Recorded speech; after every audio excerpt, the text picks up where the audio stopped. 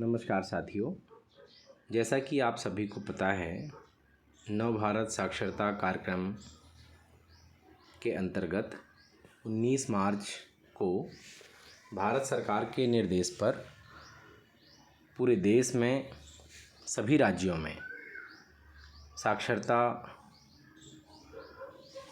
परीक्षा का आयोजन होने जा रहा है। उसके लिए जो प्रपत्र सभी परीक्षा केंद्रों से भरा जाना है, आज हम उस प्रपत्र को देखेंगे कि किस कॉलम में क्या भरना है।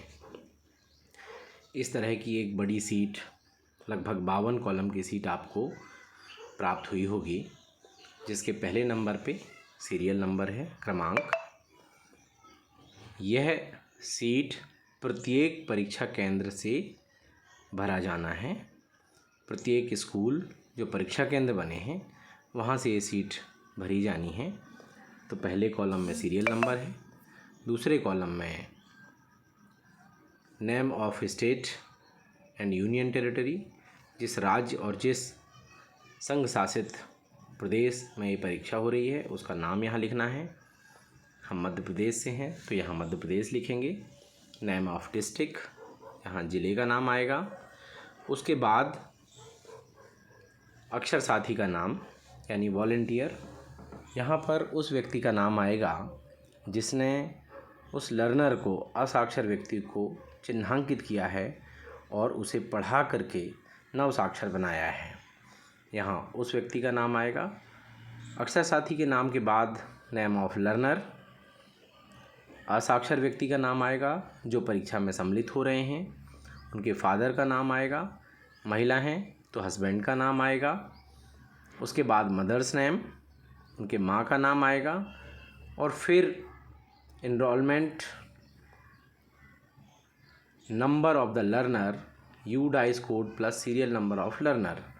तो ये जो रोल नंबर है एक लर्नर का, असाक्षर व्यक्ति का रोल नंबर, स्कूल जो हमारा परीक्षा केंद्र है उसके 11 अंक के डाइस कोड होते हैं।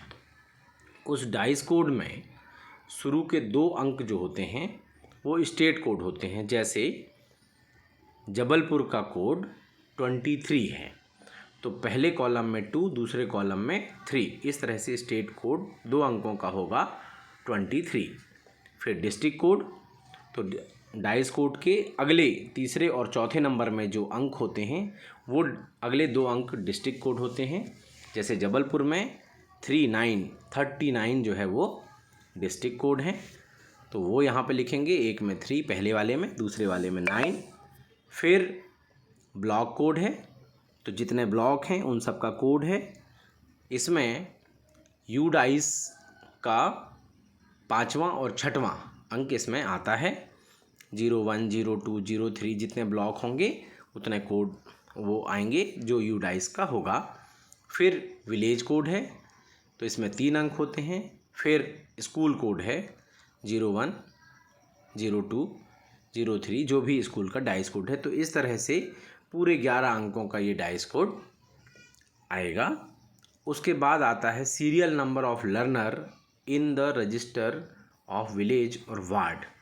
उस परीक्षा में जो लोग शामिल हो रहे हैं असाक्षर लोग, उनका सीरियल नंबर 001 यानी 3 अंकों का यहाँ पर लेंगे।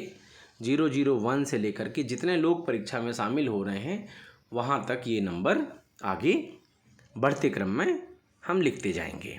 तो 001 serial number of learner in the register of village ward, village oblique ward, ये आ जाएगा। 001 3 अंकों से शुरू होकर के आगे क्रमशः बढ़ता जाएगा। फिर अगला कॉलम आता है मोड ऑफ असेसमेंट। इसमें असेसमेंट टेस्ट मार्च 2023, तो इसमें हम सभी को यस लिखना है कि हाँ ये मार्च 2023 का असेसमेंट टेस्ट है, इसमें यस आएगा। फिर मैरिड, यदि असाक्षर व्यक्ति, नव साक्षर व्यक्ति जो परीक्षा में शामिल हो रहे हैं वो मैरिड हैं तो यस, नहीं है अनमैरिड हैं तो नो। एज इन ईयर्स, कितने साल की उनकी आयु हो गई है वो यहाँ लिखना है। जेंडर, मेल है कि फीमेल है कि थर्ड जेंडर है वो यहाँ लिखना है। दिव्यांगजन हैं, यदि किसी प्रकार की दिव्यांगता है तो यस, और नहीं है तो नो लिखना है। एड्रेस ऑफ लर्नर, यहाँ पर हमें असाक्षर के निवास का पूरा पता लिखना है। लाइन 1 यानी व्यक्ति के मकान का नंबर, लाइन 2 यानी गली है, उसका बसाहट है वो लिखना है, जहाँ पे जिस मोहल्ले में वो रहता है, ताकि हम आसानी से उस तक पहुँच सकें और उसका पता सुनिश्चित हो सके। नंबर 3 उसका शहर या गांव जो भी है वो यहाँ पर लिखना है। और उसके बाद आता है डिस्ट्रिक्ट, ज़िला, प्रदेश, पिन कोड, फिर असाक्षर का मोबाइल नंबर, आधार नंबर, लेकिन आधार नंबर मैंडेटरी नहीं है, अनिवार्य नहीं है। आधार नंबर उपलब्ध है तो आप यहाँ लिख सकते हैं। Category general, SC ST OBC या माइनॉरिटी, जिस भी कैटेगरी में है वो यहाँ लिखेंगे। Name and address of school under which assessment conducted, तो इस लाइन पर हमें उस स्कूल का नाम और पूर्ण पता लिखना होगा जो जहाँ पर परीक्षा केंद्र है। तो स्कूल का नाम आ जाएगा, उसका पूरा पता यानी किस बसाहट में है, लोकेलिटी आ जाएगी। लाइन 1 लाइन 2 आसपास का जो एरिया है वो इसमें आ जाएगा। मुख्य जो बसाहट है उसका नाम आ जाएगा, शहर या गांव का नाम आ जाएगा, डिस्ट्रिक्ट हो जाएगा, स्टेट हो जाएगा, और उसके बाद पिन कोड आ जाएगा। फिर आता है सेंटर कोड। सेंटर कोड यदि एक बसाहट में एक या एक से अधिक हमने सेंटर बनाए हैं, एक ही सेंटर है तो 01, एक से अधिक सेंटर हैं तो इसके बाद जितने सेंटर हैं उनमें 02, 03, इस तरह से एक बसाहट में कितने सेंटर हैं उसके हिसाब से सेंटर कोड सेंटर 1, सेंटर 2 आएगा। असेसमेंट, डेट ऑफ असेसमेंट, इसमें तारीख आएगी कि 19 मार्च 2023, ये हमें लिखना है। मार्क्स इन रीडिंग, कितने नंबर हमें यहाँ पर मिले, तो साथियों यहाँ पे मैं सबको सलाह दूंगा कि यहाँ पे आप 2 कॉलम बना सकते हैं। 50 नंबर रीडिंग में, पढ़ना के भाग में, उसे 50 में से जितने नंबर मिलते हैं वो आप लिखेंगे, उसके बगल में उसका ग्रेड लिखेंगे। ठीक इसी तरीके से marks in writing out of 50, 50 में लिखना पार्ट में कितना मिला, और मार्क इन न्यूमेरेसी, संख्यात्मकता में 50 में कितना नंबर मिला।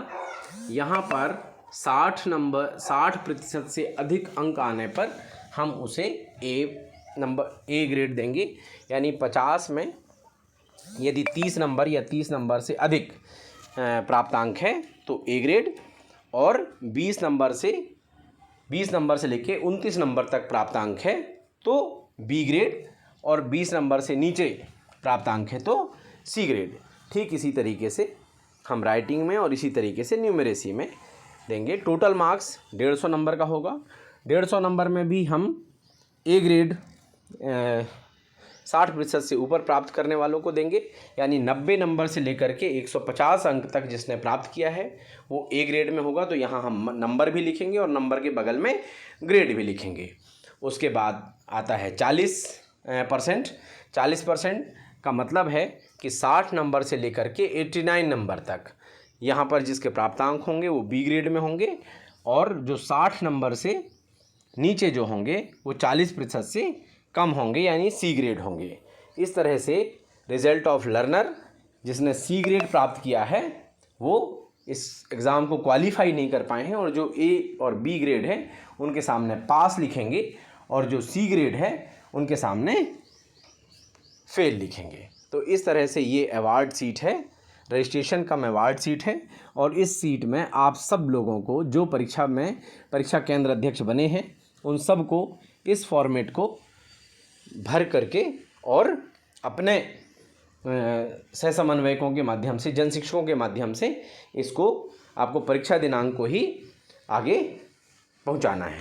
तो साथियों ये पूरा फॉर्मेट है जिसमें अनेक लोगों को असुविधा हो रही थी, इसलिए मैंने पूरा डिटेल आपको समझाया है।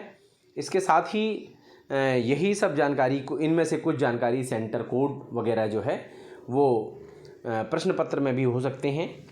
रोल नंबर हमें ध्यान रखना है कि अनुक्रमांक जो होगा वो स्कूल का डाइस कोड और उसके बाद 3 अंक 001 से शुरू होकर के बढ़ते क्रम में होंगे। तो इस तरह से हम ये ध्यान रखेंगे तो हमारा ये दस्तावेज़ बहुत अच्छे से सही तरीके से बनेगा और हम रिज़ल्ट की एंट्री करके समय सीमा में हम राज्य को प्रेषित कर पाएंगे। मैं समझता हूँ कि ये जानकारी आप सब लोगों के लिए बहुत ही उपयोगी होगी। धन्यवाद साथियों। आशा है आप इसे अन्य लोगों को भी पहुँचाएंगे।